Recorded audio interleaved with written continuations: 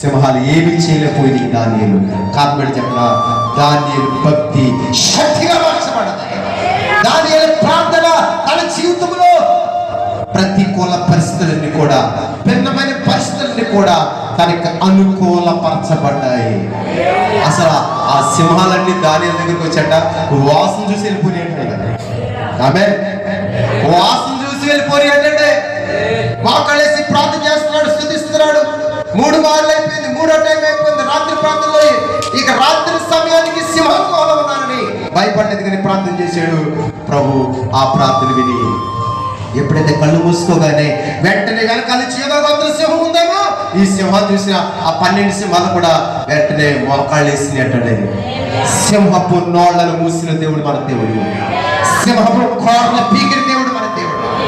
సింహాల్ని నోరు మెదపకుండా నోరు అలా తెరవలేకుండా చేసేసాడంటే that is a power of prayer. అది దానియేలులో ఉంది. మరి నీలో ఉందా?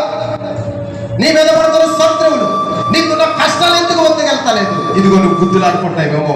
యెషయా గ్రంథము 58:6-4 చదివినట్లుగా ఒకవేళ నువ్వు ఇబ్బంది పడుతున్నావేమో, నువ్వు సఖీ పడతలేదేమో, నువ్వు సమాధానం లేక ప్రార్థన చేస్తున్నావేమో. సమాధానం లేకుండా సమాధానం తెచ్చుకుని ప్రార్థన చేయి.